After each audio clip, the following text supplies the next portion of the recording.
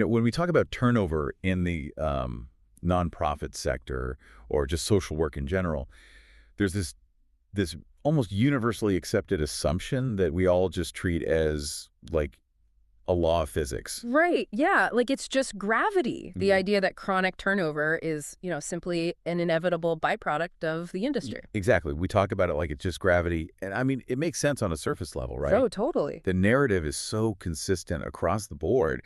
Like, people leave because the pay is relatively low, or the burnout from dealing with all that systemic trauma is just, it's too high. Yeah, you do the hard work for a few years, your emotional reserves get completely depleted, your bank account is stressed, and eventually you just, hit a wall and walk away. Right. It's a very clean, simple equation. Yeah. And everyone just kind of accepts it as the cost of doing business in this sector. And, well, if you think about it from an administrative standpoint, that equation is actually strangely comforting for the organizations themselves. Oh, interesting. How so? Because if the root cause of your retention problem is just, a lack of funding, if it's simply, hey, we don't have enough money to pay people what they're worth, well, that's an external problem. Ah, I see. So it's not their fault. Exactly. You can blame the grant cycles, you can blame the donors, you can blame the economy. It basically absolves the internal management of any real responsibility. Okay, let's unpack this. Yeah. Because here is where that simple equation completely breaks down for me. What about the high performers? Right. The ones who stick around. Yes, I'm talking about the people who stayed, the staff members who have been intensely committed for like 5, 10 years. Yeah, the core team. Right. They know the mission inside and out. They've figured out how to handle the stress. They've accepted the salary bracket. And then suddenly they just hand in their notice out of nowhere. Which is uniquely devastating, honestly. Losing a mid-level or senior high performer in a nonprofit, it creates this massive operational void. Oh, yeah. It has to take months, sometimes years, to genuinely fill that kind of gap. It absolutely does. And that brings us to the mission of our deep dive today. We're looking at a really fascinating piece of research titled The Leadership Deficit in Nonprofit Retention. And it offers a completely different explanation for why this happens, right? It does. Yeah. The core thesis we're analyzing today is that when those reliable, mission-driven staff members quietly quit, they aren't walking away over a salary dispute. They are walking away because of the person they have to report to every day. Wow. Okay, so it's about the manager. And the research makes this brilliant distinction right at the beginning between two concepts. It contrasts limited resources with limited leadership. Yes. And we all know limited resources is basically the backdrop of literally every nonprofit meeting ever. Literally every single one. Yeah. But limited leadership is the silent killer. It actually made me think of this analogy. Oh, let's hear it. It's like the entire nonprofit sector is a crew on a ship, right? And they're just obsessing over the size of the ocean. Now, that's a great way to put it. Yeah, the crew is constantly stressing, saying, the ocean's too big, the waves are too high, we don't have enough supplies. Right, focusing entirely on the external environment. Exactly.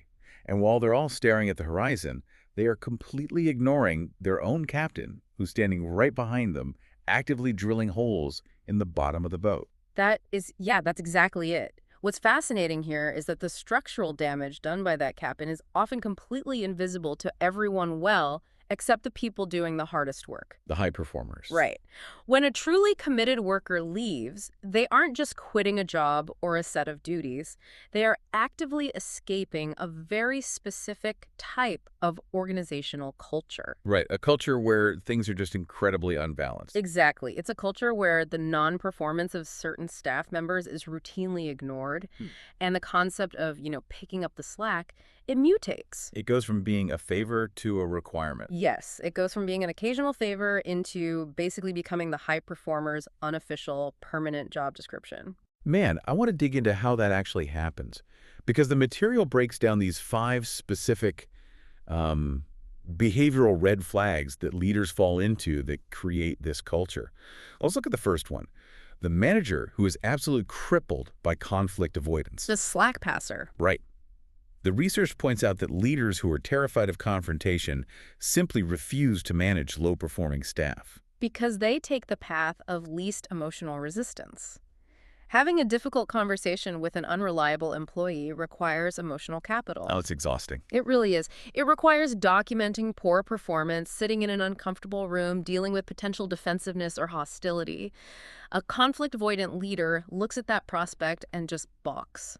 But the work still has to get done, right? The grants still have to be filed. So what do? They turn around and hand that work to the person they know won't complain. Which is just a bitter irony. Hmm. If you are a highly competent, reliable worker under this type of manager, your reward for being good at your job is simply being punished with everyone else's work. It completely perverts the idea of a meritocracy. And our material provides these really grounded, everyday examples of what this looks like on the floor of a nonprofit. It's not just fielding a few extra phone calls, is it? Not at all. High performers find themselves tasked with writing these massive quarterly grant reports that literally keep the lights on, simply because their colleague couldn't be trusted to do it right. Wow. Or they're the ones suddenly running community workshops at the last minute because someone else failed to prepare the materials. And wait, the research even mentions they're the ones having to cover court dates for colleagues who simply fail to show up. Yes, covering a missed court date, which isn't just an administrative annoyance, it's a massive liability for a vulnerable client. That's incredible. Yet the manager avoids addressing the root failure of the absentee employee. Right. And just relies on the high performer to, sprint down to the courthouse to save the day. Which is a brilliant short-term fix for the manager, but a catastrophic long-term strategy for the organization, because the inevitable consequence here is mathematical in its certainty. If a leader refuses to manage their low performers, they will automatically lose their high performers. The reliable staff member will eventually just collapse under the sheer weight of carrying the dead wood. So that brings up a really interesting scenario, though. If you have a high performer who is carrying all that weight, their natural instinct is going to be to try and streamline the process, right? Absolutely. They want to survive. Right. They're going to want to innovate, suggest better operational workflows, maybe fix the root of the problem so they don't have to work 60-hour weeks. Right. But when they bring those solutions to the table, they often run headfirst into a completely different kind of roadblock. The second red flag. The manager who is actively threatened by their own team's expertise. Exactly. The ego-driven gatekeeper. This is a deeply destructive dynamic, particularly for organizations that require agility. Yeah. This is the leader who views any suggestion from below not as an attempt to help, but as a direct challenge to their authority. It feels completely counterintuitive. It's like a sports coach who has a once-in-a-generation star player, but the coach decides to bench that player right before the championship game. Right, just because the crowd is cheering too loudly for the athlete and not loudly enough for the coach's brilliant plays. Exactly. These leaders actively limit input, they refuse to delegate any meaningful authority, and they just shut down ground-level creativity. They seem to have this deep-seated need to be the smartest person in the room at all times. And if we connect this to the bigger picture, you can see why this is uniquely devastating in the social sector. Because of the stakes. Yes. Think about the fundamental nature of what nonprofits are trying to achieve. Yeah. They are attempting to solve incredibly complex, deeply entrenched social issues. Systemic poverty, generational trauma, housing crises. You cannot solve those problems with rigid top-down bureaucracy. You fundamentally rely on innovation. Right, because the old methods clearly haven't fixed the issues yet. Precisely. You desperately need new ideas, and the best ideas usually come from the caseworkers and coordinators who are actually on the ground doing the work. They see the inefficiencies firsthand. So an ego-driven leader essentially acts as a concrete ceiling. Exactly. By blocking ground-level input just to protect their own fragile sense of authority, they permanently stunt the organization's ability to adapt or to actually deliver on its mission. Wow. So they are clutching onto all the power. But reading through the research, there's this really interesting flip side to this. Yeah, the third red flag. Right. A leader who tries to hoard all the power is destructive. But a leader who constantly pretends to have no power can actually dismantle a team just as fast. You're referring to the manager who constantly defaults to playing the victim. Yes, the victim leader, the one who is always throwing their hands up in defeat. They complain about the board of directors to their own staff. Oh, constantly. They vent about how their hands are tied, how the funding structure is unfair, and they talk openly about wanting to quit because they feel powerless against the system. It's exhausting for the team. But wait, I have to admit, when I first read this part of the analysis, I paused. Because in today's corporate climate, doesn't a manager doing this just think they're demonstrating vulnerability. That's the excuse they use, yeah. Aren't they just trying to, like, flatten the hierarchy and build camaraderie by showing their team that they are in the trenches together? This raises an important question, and it really highlights a very dangerous misunderstanding of modern leadership trends. How so? We hear a lot of buzzwords about, vulnerability and authentic leadership, but the material makes a crucial distinction that proves that assumption dead wrong. Staff members do not need a leader who merely shares their systemic frustrations. They desperately need a leader who can navigate those frustrations. So sharing the burden versus actually plotting a course through it. Exactly. It's the difference between a peer and a captain. When a manager sits down and basically illustrates their own ineffectiveness to their team, when they say, hey, the board won't listen to me, I have no leverage, I want to walk away. The staff doesn't feel a warm sense of bonding. No. Instead, the team's psychological safety is completely shattered. The staff feels twice as disempowered as they did before the meeting. Because the high performer realizes that if the person whose literal job is to advocate for them has already given up, they have absolutely no cover. Exactly. The trust rapidly erodes. It's profoundly destabilizing.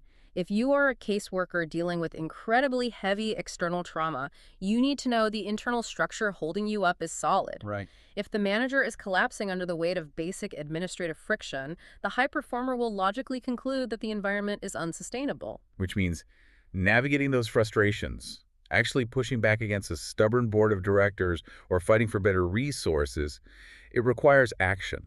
And more importantly, it requires bravery. Yes. And when a leader fundamentally lacks that bravery, we hit the fourth red flag identified in the research, the courage gap. I found this to be one of the most profound insights in the text, honestly. It argues that we fundamentally misunderstand what integrity looks like in management. How do we misunderstand it? Well, we tend to conflate integrity with simple honesty. We think, well, my boss doesn't lie to me, they don't steal, therefore they have integrity. But the research argues that leadership integrity is fundamentally about courage. That distinction really stuck with me because honesty is essentially just having a leader who can accurately read a map. Right. They can tell you exactly where you are, they don't sugarcoat the terrain, and they aren't lying about how far you have to go. But courage is different. Yeah. Courage is a leader who will actually step out into the freezing storm, take the first step into the snow, and guide you home. Honesty is knowing the truth. Courage is acting on it when it carries a personal or professional risk. That is a perfect visualization of the dynamic. Good workers leave when they see a leader who is perpetually unwilling to take a calculated risk on behalf of their team. They just won't stick their neck out. Never. They leave when a manager refuses to stand up against unfair organizational policies or, push back against a major donor whose demands are mission drifting the charity. The manager just defaults to whatever is safest for their own career longevity. They basically hide behind the employee handbook instead of advocating for the employee. And the downstream consequence of that is devastating for the organizational culture. If a leader only ever plays it safe, if they strictly follow procedural rules but never advocate for the larger vision. The profound, life-changing mission of that nonprofit starts to degrade. Yes, it shrinks down until it becomes nothing more than a mindless series of administrative boxes to tick. Which is the ultimate betrayal of why people enter social work in the first place. I mean, nobody takes a demanding, low-paying job at a nonprofit because they are deeply passionate about mindless administrative compliance. Right, you join to make a tangible difference in a community. Exactly. The courage gap essentially hollows out the purpose of the work, and when the mission dies and staff are just sitting around filing paperwork to satisfy a risk-averse manager, you create a total vacuum of morale. And nature abhors a vacuum. When purpose disappears, what usually rushes in to fill that void is rampant toxicity. Oh, absolutely. Which leads perfectly into the final cultural diagnostic our research points out, the active facilitation of office politics. This is where leadership transitions from passive failure, like conflict avoidance or a lack of courage, into active damage. Right. This is the manager who actively cultivates an uneven playing field. They play favorites. The worst kind of environment. Yeah. They willfully ignore highly disruptive, toxic team members just because that person happens to be in their inner circle. Or perhaps that person is a masterful office politician who knows how to manage up. It creates this bifurcated culture where the rules are selectively applied. So what does this all mean?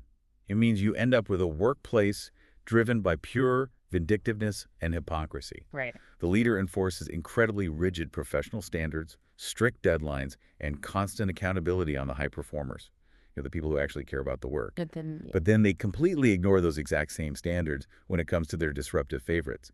The policies only apply to the people who are actually trying to keep the organization afloat. and the research has a very deliberate phrasing for the psychological impact this has on a team. What do they call it? It highlights that when a leader's hypocrisy is laid bare, when they enforce rules for some, but excuse bad behavior from others, trust isn't just broken. The text explicitly states that trust evaporates. Evaporates. Wow. No. Which is such a final word. It really is. A broken bone can heal, a broken system can be repaired, but evaporated trust is just gone. Once a team sees the strings being pulled, once they realize the system is entirely rigged based on who the manager likes best, you cannot unring that bell. No, you can't. The high performer looks around, realizes their hard work is meaningless in a political environment, and they immediately start updating their resume. It's the ultimate catalyst for turnover, and I think it's important to synthesize how these different behaviors overlap. I completely agree. And I want to take a moment to speak directly to you listening to this deep dive right now. Because whether you are a director actively trying to diagnose why there is so much friction and turnover on your staff, or perhaps you are a frontline worker who has been carrying the crushing weight of an imbalanced team for months. These concepts aren't just academic theories. Not at all. They are a highly effective diagnostic tool. You can hold these behavioral patterns up to your own workplace and pinpoint exactly where the structural integrity of your team is failing. Right. It equips you to move the conversation away from vague, unhelpful feelings of general burnout. You can target the specific, actionable behaviors that are driving your best talent away. Yes. If we pull all of these threads together, the slack passing, the ego, the victimhood, the lack of courage, and the hypocrisy, it really boils down to one undeniable truth about retention. At the end of the day, people do not quit organizations, they quit leaders. They quit the person sitting in the office next to them. Exactly. A leader's credibility is their ultimate currency. If a manager spends that currency protecting their own ego, avoiding necessary conflict, or playing political games, they will eventually go bankrupt. And the high performers, who have the skills and the drives to go anywhere, will be the first ones out the door. Without a doubt. So for the highly dedicated listeners out there, and if you're the kind of person who dives into analysis like this, that is very likely we want to validate your experience. Absolutely. Your commitment to your community, your drive to innovate, and the fact that you care so deeply about the outcomes of your work. That deserves a leader who actually matches your level of investment. You are not crazy or unreasonable for demanding that standard. No, you're not. And our research actually points to a fantastic resource for this exact issue. If you are looking to build sustainable nonprofit governance, or you want to actively cultivate the kind of leadership that attracts talent rather than driving it away, you should visit the MPO Hub at Elizayo. Specifically, the material recommends checking out elizaclio-collab.org.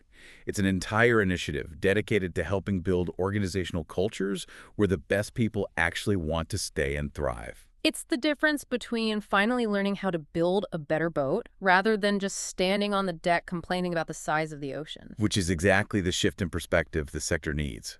But before we wrap up this deep dive, we want to leave you with a final thought to mull over on your own. Something that builds directly on this core dilemma of the high performer. Exactly. It's a challenging question, but an essential one if you find yourself stuck in one of these environments. If an organization's mission is undeniably vital, say they are doing literal life-saving work in a vulnerable community, but the internal leadership is fundamentally flawed and toxic.